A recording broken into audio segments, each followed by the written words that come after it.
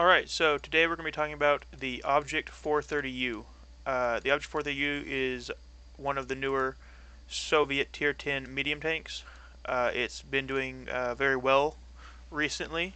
It's been a little overshadowed by the Object version 268 version 4 and its success recently, but as you may know, the Object 268 version 4 got nerfed pretty heavily, and it's still been doing alright, but not nearly as well as it was doing. And so now the 430U is more it's more apparent because it's also one of the higher performing tier 10 tanks. And so we're going to be looking at several aspects of it today. So I just recently got it, and I haven't been doing super well in it. You can see I've only played 20 games, and my win rate is pretty shitty in it. And that's mostly down to me mostly getting overexcited about getting the tank. You can see I was doing very well, or better, in the Object 430 before it.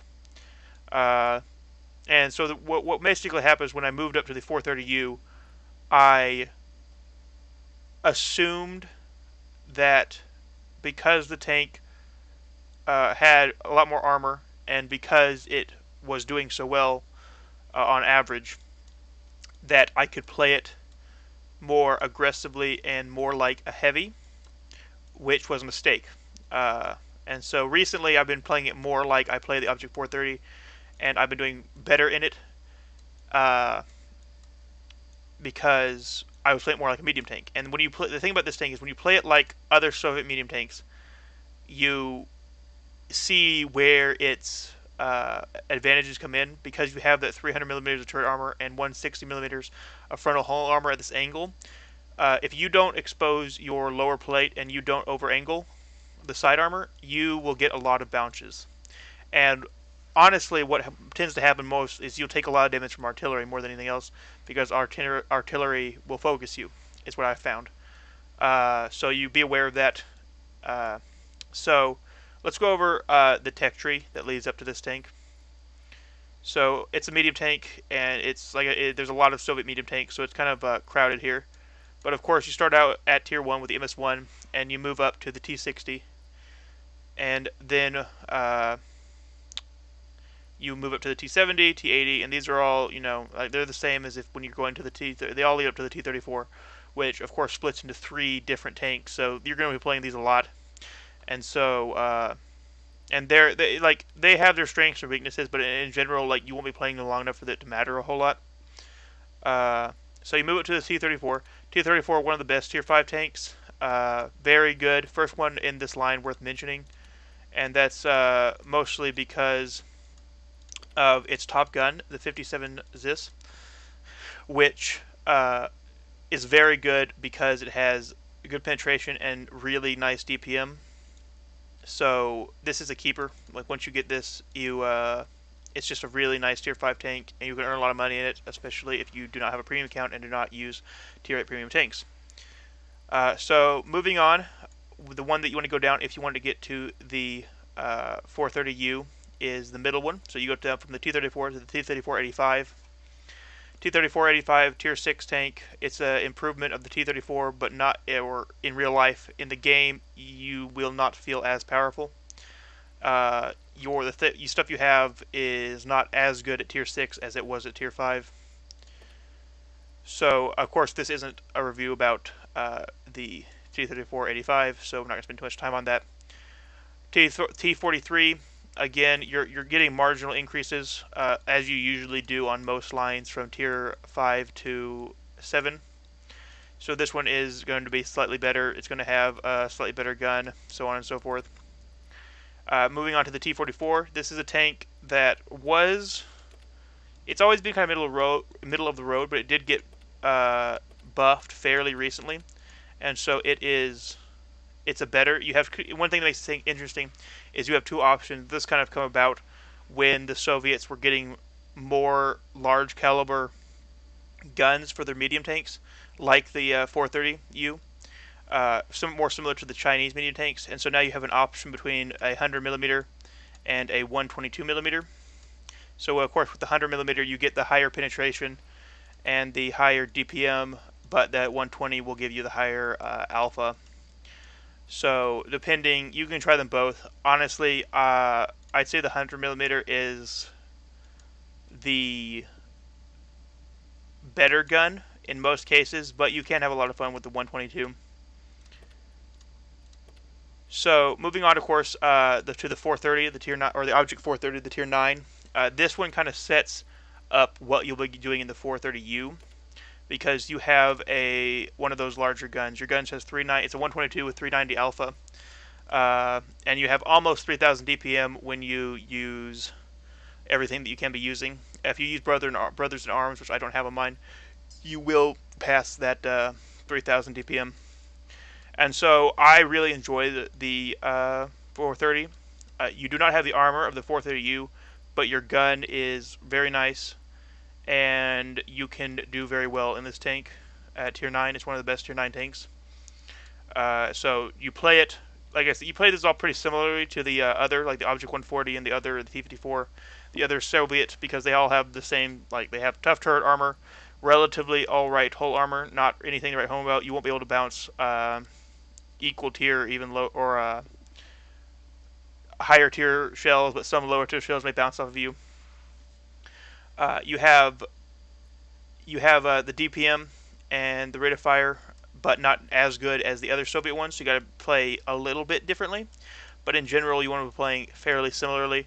And of course, you can't work ridge lines as well as you can work ridge lines in the American and the British and so on and so forth tanks. You have pretty decent mobility and very nice transfer speed, and your camo and your view range are all decent.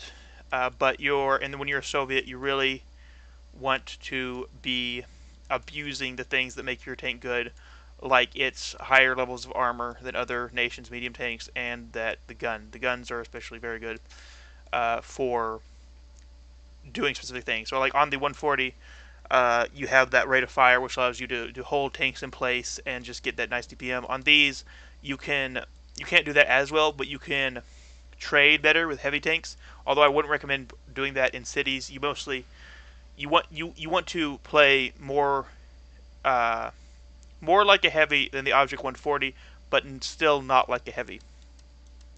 And of course, all this culminates, the whole line culminates in the Object 430U at tier 10, which is where it's a lot like the Object 430, but the U has much more armor and higher damage and DPM on the gun. It's got 440 alpha, which is very nice for a medium tank, and you feel that. And this reload is not that bad at 8 seconds. You can dish out the pain in this tank.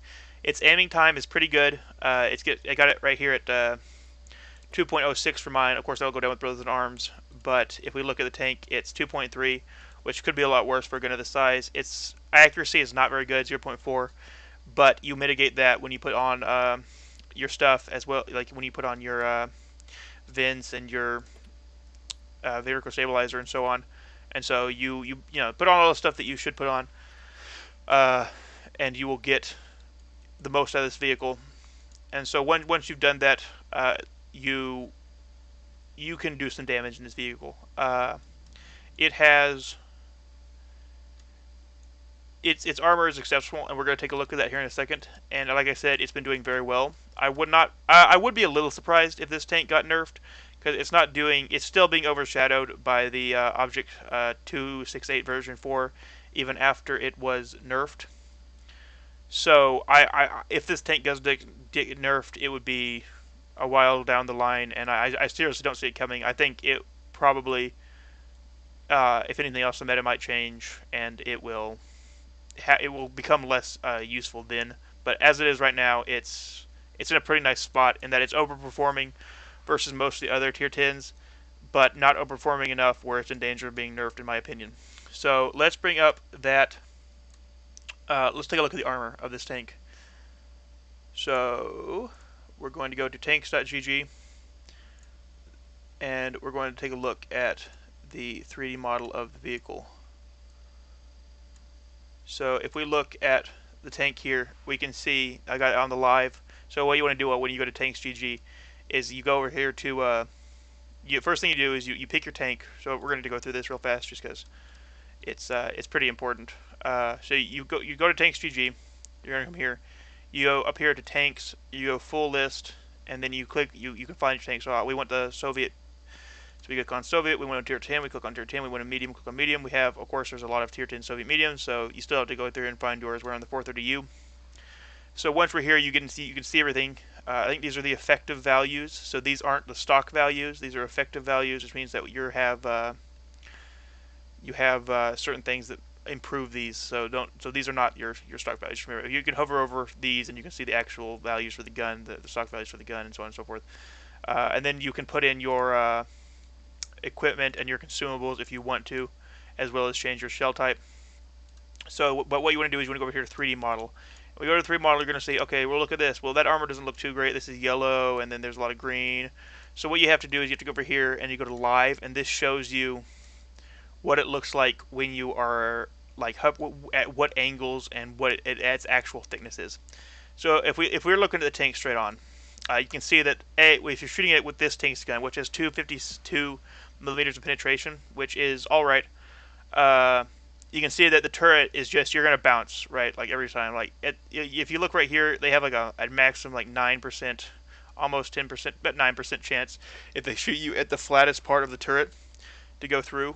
And so it's basically a bounce, auto bounce over all the whole thing, and even the weak point right here on these. So this cupola has almost no weak point. It's no weak point over here. Over here you have it's not, I wouldn't even call it a weak point. It goes down to 287, which means you have it's still like, and that's only in the very center of it. Turrets, basically, they're not going to get through the turret. Not going to happen. Don't shoot this thing in the front of a turret. Okay, so if you want to shoot the tank, you really want to shoot it on this lower plate. You can see right here, the lower plate's only 105 millimeters thick, and it's got 181 millimeters of armor effective. And when you're looking on the front, and so everything's going to go through here. There's almost no gun that's not going to go through here. The only thing that this is going to protect you from are like T-44s using the 122 millimeters, right? Because it only has 175 millimeters. So if you come up upon someone like that, then sure, go ahead and just sit out in front of them. They're not going to be able to do a whole lot unless they load heat. But everything else is going to penetrate. So hiding this lower plate is the objective of this tank when you're wanting to use its armor effectively. Its upper plate is a lot better. You can see it's about like 256 all the way up to like 270, 272 around here. And so this is going to bounce a lot more. Like even if you're looking at it like straight on, if you shoot at it, you're only going to have like a maximum about a 45% chance to hit if you aim right here, which is not very good. You do not want to be in this situation where you only have a 44% chance to go through the tank.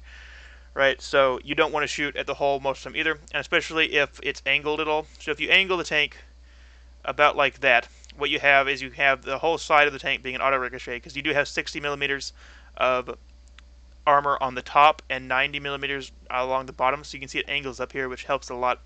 And so the bottom part, no gun in the game is going to be able to overmatch you, and the top part, only the 183 millimeter British shells from the very large British tank destroyers are going to be able to overmatch you. So you really don't have to worry about it. So you angle like this, you can see the armor gets better. It goes from like 275 all the way over to like almost 300, makes it even better. And so the ideal situation for this tank is where you kind of have it, if you want to bounce. Okay, so the thing that you want to do with this tank is you still want to play it as a medium tank. So the objective is to not take shells if you don't have to. Just like every other Soviet medium tank. You want to play the medium role. And so when it comes down to it, if you can only show your turret armor, that's ideal. However, if you have to show your hull armor, most of the time it's not going to matter that much. As long as you don't show your lower hull or the side of your tank. And do not over-angle, because then it becomes, you can't bounce anything. It's only about 200 millimeters thick. And so over-angling is bad.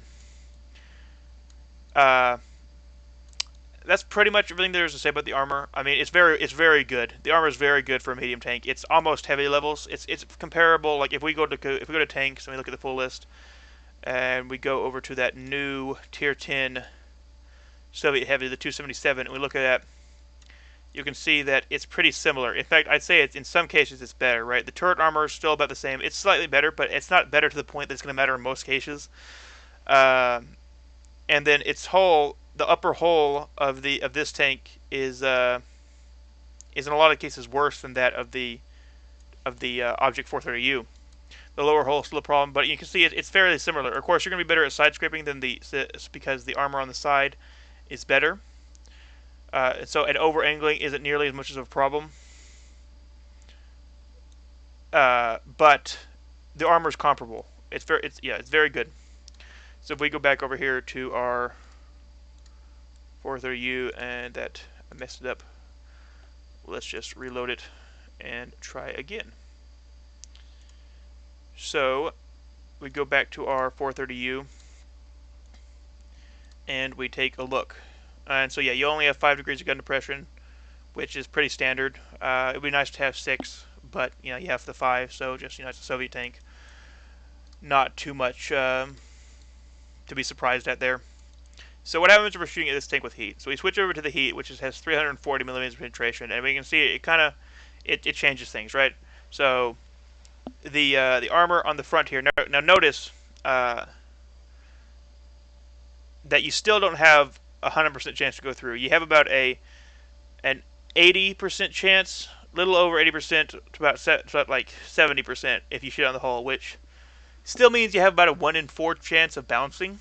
So they're still not going to want to shoot it at this, which you do if you have to, but you don't want to do that. And then on the turret, you still have a pretty poor chance. Like if you shoot at the flattest part, you have a 65% chance, which is pretty good. But that's only if you hit right here. If you go to the side, the farther the side you go, the worse it gets. So shooting this thing with heat is a mixed bag. Like you do it when you want to, but if you're playing this tank and you're being shot like with heat, because what usually happens is like they're gonna have, unless they're just like spamming heat, which happens. So yeah, but what usually happens is they're gonna be loading standard. Your tank's gonna come up, they're gonna fire at you, they're gonna bounce, okay, and then they're gonna load heat. You don't want to be in positions where you're going to be taking multiple shots without doing anything about it. In very few circumstances, that recommended. So in most cases, you don't want to be shot at with heat, and you can mitigate that unless they're just spamming heat, right? Now, the thing that you want to do on this vehicle, when you can, the thing that makes it very, very, very good, is face hugging. Like if you can get right up in their face, and put your tank right in front of their tank, then it becomes very hard for them because they can't shoot your lower plate. It becomes very hard for them to do anything about it. There are a few tanks that are high enough where they might be able to shoot down into you, but most tanks it's going to be hard for them to do anything, and you can just destroy them, right? It's very good, but the thing about it is you can only do it if you get them by themselves or if you have more people than they do. And so that's one thing you can do is you can kind of tank for your team. So if you run in and there's like one tank, there's a dangerous tank left, right, and nobody really wants to like go in there and take the shot from them, but you need to do it because you try and push the flank and you want to get all your guys out. So you run down and you face hug this guy, right? You get right in his face and you start taking his shots on your turret, right? He's trying to do stuff but he can't, and you're pushing him, and that's going to give your team the courage to hopefully come in there and flank him and get around behind him. And you can do that because of your really great armor and your speed. So you're right. That's what makes this tank so good, is that you're a medium tank with almost heavy tank armor, and a big gun. Like the alpha is nice, right? You can do a lot of damage with the gun. And so now we're gonna take a look at statistics. We're gonna go over the VB addict and take a look at this tank statistics here and show you why it's performing so well. So we're gonna go to the tier 10s, and we're going to go. We don't want to see any premium tanks. So you can see here, so the best one right now is the Progetto Mod 40, or Progetto M40 Mod 65. It's doing about 53.59%. It's doing very well right now. It's a new tank, so it's a little expected for it to be good. There are a few tanks that come out and need to be buffed. There's been a few of them, but in general they come out and most of the time they need to be nerfed or they're fine. Then, of course, the Object 2.6.8 version 4. It's dropped down quite a bit, like I said, but it's still hanging up there as the higher ones. Then we have the Object 430U, and this is what I was talking about. So it's a pretty steep drop from the Object 268 version 4. It's 53.26 down to 51.91. But there's more battles played in it, which at this point doesn't mean a whole lot. But you can see, so it's doing good. It's not on the same level as these two, but it's still like better than the majority of tanks statistically, and it's not in danger of being near. 51.91 is like they're not going to touch it, especially when they have two tanks, as it currently stands right now, that seem to be performing better. Okay, you would think. I mean, wargaming is kind of like, they don't make the most logical decisions most of the time, but in my opinion, I think they're pretty safe from this thing getting nerfed. And so that's pretty good. And so then if we look at, let's take a look at some of the other things. Let's take a look at experience earned. So experience earned, it's about 6th, which is nice. So, and remember, there's about 51 non-premium tier 10s. So being in the top 10 is good. Experience earned, and if you look about damage dealt, let's take a look at damage dealt. We got a 3rd again, very, very good with that. So this is about the average damage you want to be doing. You want to be doing more than this, of course, but this is the average. So as you can see, it's a very good tank. I'm not gonna look at the money. You're gonna lose money on it. It's a tier 10 tank. You lose money on tier 10 tanks, even if you don't fire any premium shells, and even if you don't, even if you run a premium account. Unless you do exceptionally well, you're gonna lose money, especially if you're using premium consumables. So that's the majority of what there is to talk about with this tank. It's very good. I'm enjoying it quite a bit. I'm definitely going to play some more games in it.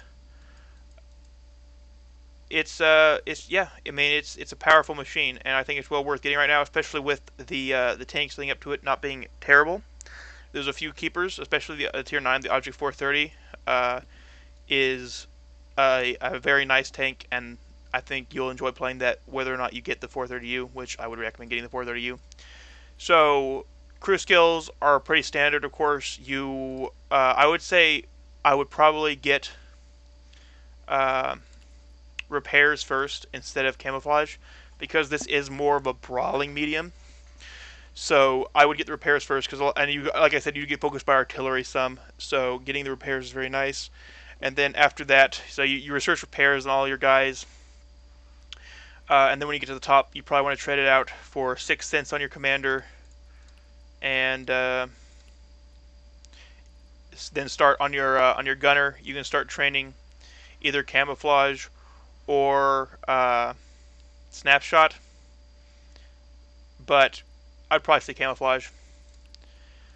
On the driver, you can get there, and of course there's lots of good stuff here, right? You can get increased transfer speed if you don't really need the transfer speed, is very good. Improves extra fall on the move. I probably wouldn't get that. The accuracy is terrible. Anyway, so you're going to need to stop and do that. The ground resistances would be a nice one. I'd probably get ground resistances if I was, but I'd probably get camo first.